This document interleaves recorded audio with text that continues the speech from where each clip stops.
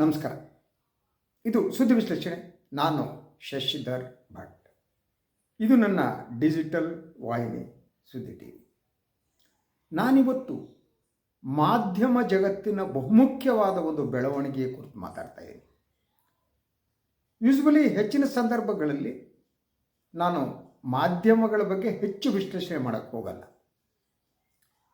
ಆದರೆ ಇವತ್ತು ಮಾತನಾಡಬೇಕಾದ ಅಂತಹ ಒಂದು ಸ್ಥಿತಿ ನಿರ್ಮಾಣ ಆಗಿದೆ. ಅದು ಭಾರತೀಯ ಮಾಧ್ಯಮದಲ್ಲಾದ ಬಹುಮುಖ್ಯವಾದ ಬದಲಾವಣೆನ, ಅಥವಾ ಇದು ಕೂಡ ಯಾವುದೋ ಉದ್ದೇಶದಿಂದ ಆದ ಬದಲಾವಣೆನ. ಅದು ನಾನು ಚರ್ಚೆ ಮಾಡ್ತಾ ಇರುವುದು ರಿಪಬ್ಲಿಕ್ ಟಿವಿಯ ಮಾಲೀಕ, ಪ್ರಧಾನ ಸಂಪಾದಕ ಅರ್ನಬ್ ಗೋಸ್ವಾಮಿ ಅವರ ಕುರಿತು. ಅವರು ನಿಜವಾಗಿ ಬದಲಾಗಿದ್ದಾರಾ ಅಥವಾ ಯಾವುದೋ ಉದ್ದೇಶದಿಂದ ಬದಲಾದಂತೆ ತೋರಿಸ್ಕೋತಾರ?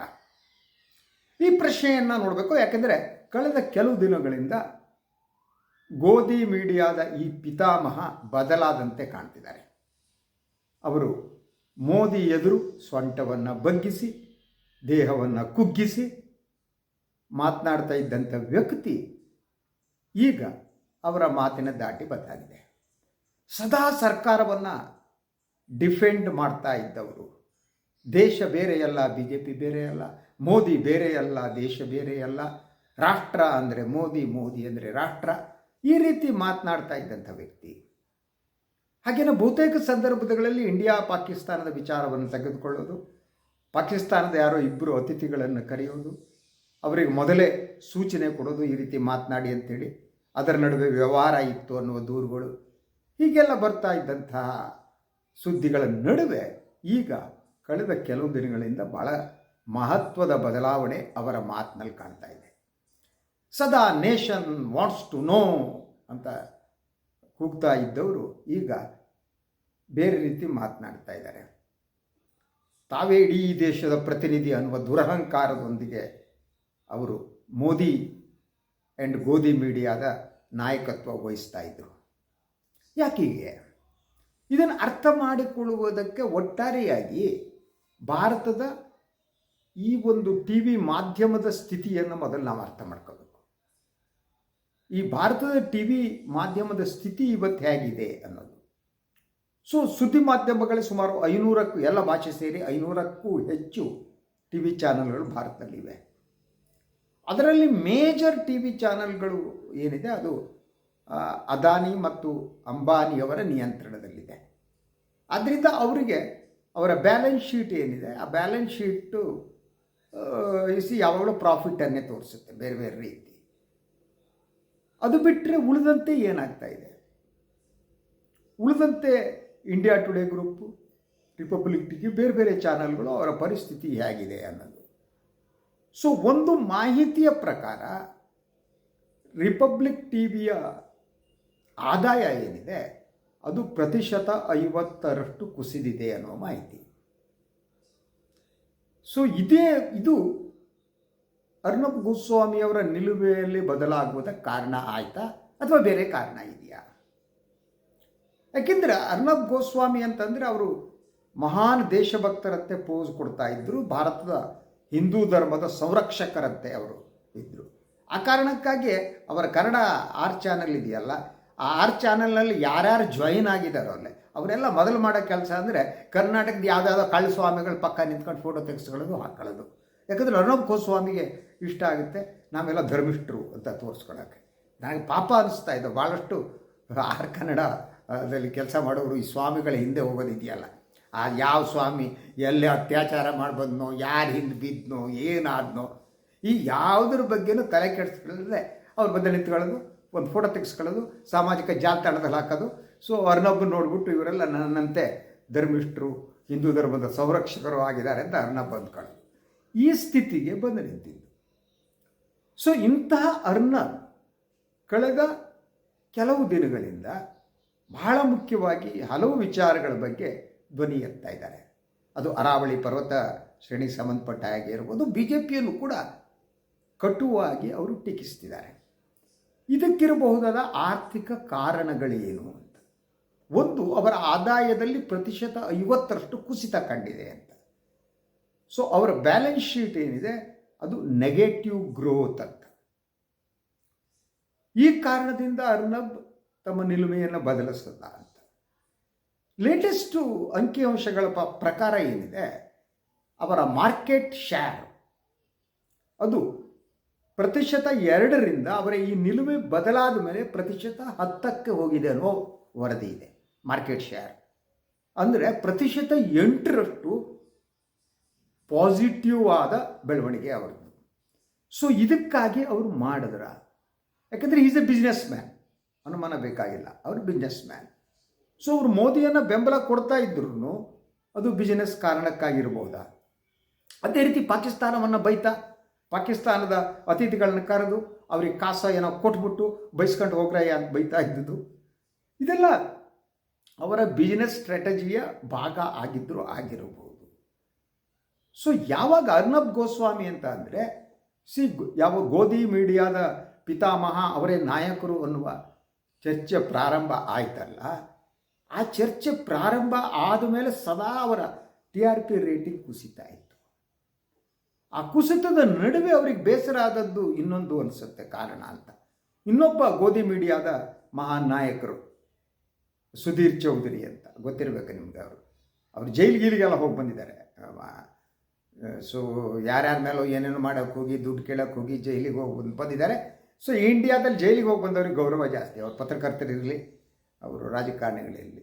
ಸೊ ಅವ್ರು ಜೈಲಿಗೆ ಹೋಗಿ ಬಂದಂಥ ಈ ಸುಧೀರ್ ಚೌಧರಿ ಏನಿದ್ದಾರೆ ಅವರು ಮೋದಿ ಮಹಾನ್ ಭಕ್ತರು. ಮೋದಿ ಬೆಳಗ್ಗೆ ಎದ್ದುಬಿಟ್ಟು ಮೋದಿ ಫೋಟೋಕ್ಕೆ ಕೈ ಮುಗಿದು ಯು ಸಿ ದಟ್ ಮಂಗಳಾರತಿ ಮಾಡೇನೆ ಅವರು ತಮ್ಮ ಕೆಲಸ ಪ್ರಾರಂಭ ಮಾಡ್ತಾರೆ ಸುಧೀರ್ ಚೌಧರಿ ಅವರು. ಸೊ ಅವರಿಗೆ ದೂರದರ್ಶನ ಒಂದು ಕಾಂಟ್ರಾಕ್ಟ್ ಕೊಟ್ಟಿದೆ. ಆ ಕಾಂಟ್ರಾಕ್ಟ್ಗೆ ಅವರು ಪ್ರತಿದಿನ ಸಂಜೆ ಒಂದು ಕಾರ್ಯಕ್ರಮ ಮಾಡ್ತಾರೆ, ನ್ಯೂಸ್ ಅನಾಲಿಸಿಸ್ಸು. ಅದಕ್ಕೆ ದೂರದರ್ಶನ ಕೊಡ್ತಿರೋ ಹಣ ವರ್ಷಕ್ಕೆ 15 ಕೋಟಿ. ಎಷ್ಟು ಹೇಳಿ ಸರ್? 15 ಕೋಟಿ ರೂಪಾಯಿ. ಈ 3ನೇ ದರ್ಜೆ ಪತ್ರಕರ್ತ ಸುಧೀರ್ ಚೌಧರಿ ಅವರಿಗೆ 15 ಕೋಟಿ ರೂಪಾಯಿಯನ್ನು ದಿನಕ್ಕೆ ಒಂದು ಕಾರ್ಯಕ್ರಮಕ್ಕೆ ದೂರದರ್ಶನ ಕೊಡ್ತಾ ಇದೆ. ಅದು ಯಾರಪ್ಪನ ಮನೆ ಹಣ? ಅದು ಮೋದಿ ಅಮಿತ್ ಶಾ ಅವ್ರ ಕಿಸೆಯಿಂದ ಬಂದ ಹಣನ ಅದು? ಹೇಗೆ ಮೀಡಿಯಾವನ್ನು ಪರ್ಚೇಸ್ ಮಾಡ್ತಾರೆ ನೋಡಿ. ಇದು ಅರ್ನಬ್ ಗೋಸ್ವಾಮಿಗೆ ಇದು ಕೂಡ ಸಿಟ್ಟು ಬಂದುಬಿಟ್ಟು ಅವ್ರ ಕಾರ್ಯಕ್ರಮದಲ್ಲಿ ಅವ್ರು ಕೂಗಾಡೆಲ್ಲ ಆಯಿತು, ಯಾರು ಪತ್ರಕರ್ತ ಅವರು. ಯೂಶ್ವಲಿ ಆಗುತ್ತೆ ಈಗ ಏನಂದರೆ, ಯಾರು ಈ ಗೋಧಿ ಮೀಡಿಯಾ ಅಥವಾ ಲ್ಯಾಪ್ಟಾಪ್ ಮೀಡಿಯಾ ಏನಂತೀವಲ್ವ, ಅವ್ರ ನಡುವೆ ಕಾಂಪಿಟೇಷನ್ ಶುರುವಾಗ್ಬಿಡುತ್ತೆ ಅಂತ. ನಾನು ಇಷ್ಟೆಲ್ಲ ಮಾಡ್ತಾಯಿದ್ದೀನಿ, ಆದರೆ ನನ್ನ ಒದ್ದಾಡ್ಕೊಂಡು ನಾನು ಚಾನಲ್ಗಳನ್ನ ನಡೆಸ್ತಿದ್ದೀನಿ, ಹೋಗ್ಬಿಟ್ಟು ಅವನಿಗೇನೂ ಇಲ್ಲ, ಅವನಿಗೆ 15 ಕೋಟಿ ಕೊಡ್ತೀರಿ ಅಂದರೆ ನನಗಿಂತ ಅವನು ನಿಮಗೆ ಜಾಸ್ತಿ ಪೂಜೆ ಮಾಡಿದಾನ, ಅವನು ದೊಡ್ಡ ಗೋಧಿನ, ಅವನಿಗಿಂತ ನಾನು ಸಣ್ಣ ಗೋಧಿನ. ಸೊ ಈ ರೀತಿ ಇದು ಶುರುವಾದರೂ ಇರಬಹುದು. ಅದು ಗಲಾಟೆ ಶುರುವಾಗಿ ಇನ್ನೊಂದು ಹಂತಕ್ಕೆ ಹೋಗಿತ್ತು, ಇದು ಮಾಡಿದ್ದ. ಸೊ ಇದು ಒಂದು ಕಾರಣವೂ ಇರ್ಬೋದು. ಒಂದು, ಸೊ ಮೋದಿ ಮತ್ತು U see that Arnab Goswami ನಡುವೆ ಬಂದಿರಬಹುದಾದ ಭಿನ್ನಾಭಿಪ್ರಾಯ. ಯಾಕಂದರೆ ಅವರು ರಿಪಬ್ಲಿಕ್ TV ಯಾವಾಗ ಪ್ರಾರಂಭ ಮಾಡಿದ್ರು ಆವಾಗ BJP ಅವರ ಇನ್ವೆಸ್ಟ್ಮೆಂಟು ಇತ್ತು. ಈಗ ಇದೆಯಲ್ಲ ಗೊತ್ತಿಲ್ಲ, ನಮ್ಮ ಸುವರ್ಣ ನ್ಯೂಸನ್ನು ನಡೆಸುವಂಥ ರಾಜೀವ್ ಚಂದ್ರಶೇಖರ್ ಕೂಡ ಅದರಲ್ಲಿ ಇನ್ವೆಸ್ಟ್ ಮಾಡಿದರು. 200 crores ಎಷ್ಟು ಹೊತ್ತಿದ್ರು ಗೊತ್ತಿಲ್ಲ. ಅದ ನಂತರ ಅವರು ವಾಪಸ್ ತಗೊಂಡ್ರು ಅಂತ ಹೇಳಿ, ಅಂದರೆ BJP ಅವರೇ ಇನ್ವೆಸ್ಟ್ ಮಾಡಿದ್ದು ಅಲ್ಲಿ. ಮತ್ತು BJP ಅವರಿಗೆ ಅವರು ಇನ್ವೆಸ್ಟ್ಮೆಂಟ್ ತಗೊಂಡ್ಬಿಟ್ಟು ಅವರ ಹಿತಾಸಕ್ತಿಯನ್ನು ಕಾಪಾಡೋದು, ಅವ್ರ ಪರವಾಗಿ ಮಾತನಾಡೋದು, ಇನ್ನೊಂದು ಮಾಡೋದು, ಅದು ಅರ್ನಬ್ ಕೆಲಸ ಆಗಿತ್ತು. ಆದರೆ ಇದೆಲ್ಲ ಆದಮೇಲೆ ದಿನದಿಂದ ದಿನಕ್ಕೆ ಅವರ TRP ನೆಲಕಚ್ಚ ಪ್ರಾರಂಭ ಆಯಿತು. ಅದ್ರ ಜೊತೆಗೆ ಅವರ ಕನ್ನಡದ ಚಾನಲ್ಲು, ರಿಪಬ್ಲಿಕ್ ಕನ್ನಡ, ಬೆಂಗಾಲಿ ಎಲ್ಲ ಹೊಡೆಸ್ಕೊಳ್ಳೋಕ್ಕೆ ಪ್ರಾರಂಭ ಆಯಿತು. ಸೊ ಯಾವ ನಿರೀಕ್ಷೆ ಜನ ನೋಡಿಲ್ಲ. ಈಗಲೂ ಕೂಡ ಕನ್ನಡ ರಿಪಬ್ಲಿಕ್ ಅಷ್ಟೇ, ಬೆಂಗಾಲಿ ಇಷ್ಟೇ. ಸೊ ಅದರ ಜೊತೆಗೆ ಅವರ republic Bharat and republic India English ಮತ್ತು ಹಿಂದಿ ಚಾನಲ್ಗಳು. ಸೊ ಅದು ಕುಸಿತ ಪ್ರಾರಂಭ ಆದ ತಕ್ಷಣ ಅವರು ಎಚ್ಚರಗೊಂಡ್ರ. ಸೊ ಹೀಗೆ ನಾನು ಇನ್ನೂ ಮೋದಿ ಭಜನೆಯನ್ನು ಮುಂದುವರಿಸಿದರೆ, ನಮ್ಮ ಚಾನಲ್ ಮೋದಿ ಭಜನಾ ಮಂಡಳಿಯಾಗಿದ್ದರೆ ಜನ ಸಂಪೂರ್ಣವಾಗಿ ತಿರಸ್ಕರಿಸ್ತಾರೆ ಅನ್ನೋ ಅರಿವು ಅರ್ನಬ್ಗೆ ಬಂದಿರ್ಬೋದು. ಅದು ಹೇಗಾಗುತ್ತೆ ಅಂತಂದರೆ, ಈ ಮೋದಿ ಇವರು ಅವರ ಪೂಜಾ ಕೈಂಕರ್ಯದಲ್ಲಿ ಕಾಲ ಕಳೀತಿರ್ಬೇಕಾದ್ರೆ ಯಾವಾಗ ಮೋದಿ ಇಮೇಜ್ ಜಾಸ್ತಿ ಇತ್ತು ಆವಾಗ ವರ್ಕೌಟ್ ಆಗ್ತಾಯಿತ್ತು. ಯಾವಾಗ ಮೋದಿ ಪಾಪ್ಯುಲಾರಿಟಿ ಗ್ರಾಫ್ ಇದು ಸ್ಟಾರ್ಟೆಡ್ ಟು ಕಮಿಂಗ್ ಡೌನ್, ಇವ್ರ ಚಾನಲನ್ನು ಜನ ರಿಜೆಕ್ಟ್ ಮಾಡೋಕ್ಕೆ ಶುರು ಮಾಡಿದ್ರು. ಯಾಕೆಂತಂದರೆ ಯಾವಾಗಲೂ ಹಾಗೇನೆ, ಒಬ್ಬರ ಪರವಾಗಿ ಮಾಡಿದರೆ ಆಗೋದಷ್ಟೇ. ಯಾರು ಪರವಾಗಿ ಮಾಡ್ತಿರೋ ಅವ್ರ ಗ್ರಾಫು ಡೌನ್ ಆದರೆ ಇವ್ರದ್ದು ಡೌನ್ ಆಗುತ್ತೆ. ಅದು ಒಂದು ಕಾರಣ ಇರ್ಬೋದು ಅಂತ ವಿಶ್ಲೇಷಿಸಲಾಗುತ್ತೆ. ಸೊ ಆದ್ದರಿಂದ ಈಗ ಏನಾದರೂ ಮಾಡಿ ರೇಟ್ ಜಾಸ್ತಿ ಮಾಡ್ಕೊಳ್ಳೋದಕ್ಕೆ ಒಂದು ಸ್ವಲ್ಪ ಕಾಲ ಬೈಯೋಣ ಅಂತ ಮಾಡಿರಬಹುದಾ ಅಂತ. ಹಾಗೆಯೇ ವಿಶ್ಲೇಷಕರು ಇನ್ನೊಂದು ಕಾರಣವನ್ನು ಕೊಡ್ತಾರೆ. ಒಂದು, ಈ ರೀತಿ BJP ಸರ್ಕಾರವನ್ನು ಟೀಕಿಸುವ ಮೂಲಕ ಮೋದಿ ಅಮಿತ್ ಶಾ ಅವರನ್ನು ಈ ಥರ ಡಿಸ್ಕಷನ್ ಟೇಬಲಿಗೆ ಕರಿಬಹುದು ಅಂತ ಅರ್ನಬ್ ಅಂದ್ಕೊಂಡಿರ್ಬೋದು ಅನ್ನೋ ವಾದ ಇದೆ. ಅಂದರೆ ಸೊ ಏನಪ್ಪ ಅರ್ನಬ್, ಸಾಕು ಮೊದಲಾಗೆ ಇರು ನಮ್ಮ ಬಟ್ಟಂಗಿ ಬಳಗದಲ್ಲಿ, ಮೋದಿ ಬಿಡಿಯಾದಲ್ಲಿ, ನೀನೇ ಅದರ ಪಿತಾಮಹ, ಸೊ ನಿನಗೇನಾಗಬೇಕು ಹೇಳು, ನಾವು ಮಾಡ್ತೀವಿ ಅಂತ ಅಮಿತ್ ಶಾ ಮುಂದೆ ಬರ್ಬೋದು. Amit Shah usually use to do like that ಅಲ್ವಾ. ಆದ್ದರಿಂದ ಅಮಿತ್ ಶಾ ಅವ್ರನ್ನ ಅವರು ತಮ್ಮ ಜೊತೆಗೆ ಮಾತುಕತೆಗೆ ಬರಲಿ ಅನ್ನುವ ಕಾರಣಕ್ಕಾಗಿ ಈ ರೀತಿ ಹಾಗಿದ್ರೆ ಅವರ ಎಡಿಟೋರಿಯಲ್ ಪಾಲಿಸಿಯನ್ನು ಬದಲು ಮಾಡಿದ್ರ, ಈ ಚರ್ಚೆ ಕೂಡ ನಡೀತಾ ಇದೆ. ಸೊ ಇವರ ಈ ಬದಲಾವಣೆ ಏನಿದೆ ಅದರ ಹಿಂದೆ ಆರ್ಥಿಕ ಕಾರಣ ಇರಬಹುದು ಅನ್ನುವುದು ಹಲವರ ವಾದ. ನನಗೂ ಹಾಗೆ ಅನಿಸ್ತದೆ. ಅಲ್ಟಿಮೇಟ್ಲಿ ನಿಮ್ಮ ಒಂದು ಚಾನಲ್ ನಡೆಸುವಾಗ ಯಾವಾಗ ಒಂದು ಕ್ರೆಡಿಬಿಲಿಟಿ ಆದರೂ ಇರಬೇಕು, ಹಣ ಆದರೂ ಬರಬೇಕು. ಕ್ರೆಡಿಬಿಲಿಟಿನೂ ಇಲ್ಲ, ಹಣನೂ ಇಲ್ಲ ಅಂತಂದರೆ ಆವಾಗ ಮುಗೀತು. ಯಾರು nobody will take you seriously ಅಂತ. ಕ್ರೆಡಿಬಿಲಿಟಿ ಕಳ್ಕೊಂಡು, ದುಡ್ಡು ಇಲ್ಲದೆ, ಏನೂ ಇಲ್ಲದೆ, nation wants to know, nation wants to know, nation wants to know, ಎಲ್ಲಿವರೆಗೆ nation wants to know problem ಆಗಿ ಕೂತ್ಕೊಳ್ಳುತ್ತೆ. ಸೊ ಅದರಿಂದ ಅರ್ನಬ್ ಈ ಪತನ ಇದೆಯಲ್ಲ, ಇದೊಂದು ರೀತಿ ಪತನವೂ ಇರಬಹುದು.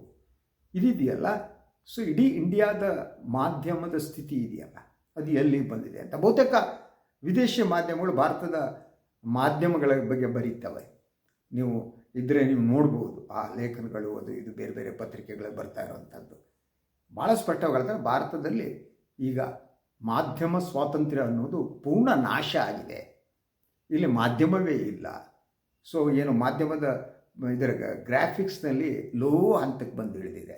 ಯಾಕೆಂದರೆ ಪತ್ರಕರ್ತರು ಸಂಪೂರ್ಣವಾಗಿ ಮಾರಾಟ ಆಗಿದ್ದಾರೆ. ಪತ್ರಿಕೋದ್ಯಮದ ಮೌಲ್ಯಗಳು ನಾಶ ಆಗಿವೆ ಮತ್ತು ಭಾರತದಲ್ಲಿ ಸತ್ಯವನ್ನು ಹೇಳಲಾಗದ ಸ್ಥಿತಿಯನ್ನು ನಿರ್ಮಿಸಲಾಗಿದೆ.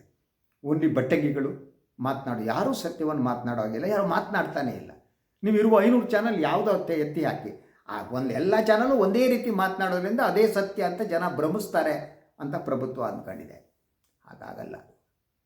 ಸತ್ಯ ಗೊತ್ತಾದರೆ ಈಗೇನು ಅರ್ನಬ್ ಗೋಸ್ವಾಮಿಗೆ ಆದ ಜ್ಞಾನೋದಯವೋ ಅಜ್ಞಾನದ ಬಿಡುಗಡೆನೋ ಅಥವಾ ಇದೇ ವ್ಯಾಪಾರದ ಒಂದು ಸ್ಟ್ರಾಟಜಿನೋ ಇದು ಉಳಿದವರಿಗೂ ಬರ್ಬೋದು. ಆದರೆ ಇವರಿಬ್ಬರಿಗೆ ಮಾಡೋಕ್ಕಾಗಲ್ಲ. ಈ ಕಾರ್ಪೊರೇಟ್ ಸೆಕ್ಟರ್ನ ಇಬ್ಬರು ಏನಿದ್ದಾರೆ ದೈತ್ಯರು, ಭಾರತದ ಬಹುತೇಕ ಚಾನಲ್ಗಳನ್ನು ಹೊಂದಿದಂಥ ಅದಾನಿ ಆ್ಯಂಡ್ ಅಂಬಾನಿ ಕಾರ್ಪೊರೇಟ್, ಅವರು ಏನು ಯಾರು ಅಧಿಕಾರದಲ್ಲಿದ್ದಾರೋ ಅವರ ಬಾಲಂಗೂಚಿಗಳೇ ಕೆಲಸ ಮಾಡಬೇಕು. ಅವರಿಂದ ಸತ್ಯ ಬರೋಕ್ಕೆ ಸಾಧ್ಯ ಇಲ್ಲ, ಅವ್ರು ಬಾಲಂಗೂಚಿಗಳಾಗಿರ್ತಾರೆ. ಅದರಂತೆ ಉಳಿದವರು ಕೂಡ. Let us wait and see ಮುಂದೆ ಏನಾಗುತ್ತೆ ನೋಡೋಣ. ಇದು ಇವತ್ತಿನ ಸುದ್ದಿ ವಿಶ್ಲೇಷಣೆ. ಇನ್ನೊಂದು ವಿಚಾರದಂಗೆ ಮತ್ತೆ ಬರ್ತೀನಿ. ನನ್ನ ವಾಹಿನಿಯನ್ನು ಲೈಕ್ ಮಾಡಿ, ಸಬ್ಸ್ಕ್ರೈಬ್ ಮಾಡಿ, ಬೆಲ್ ಐಕಾನ್ ಪ್ರೆಸ್ ಮಾಡೋದಕ್ಕೆ ಮರಿಬೇಡಿ. ಹಾಗೆಯೇ ಸಾಧ್ಯ ಆದರೆ ಸಹಾಯ ಮಾಡಿ. ಸ್ವಾತಂತ್ರ್ಯ ಪತ್ರಿಕೋದ್ಯಮವನ್ನು ಉಳಿಸಿ, ನನ್ನನ್ನು ಆಶೀರ್ವದಿಸಿ, ಬೆಂಬಲಿಸಿ. ನಮಸ್ಕಾರ.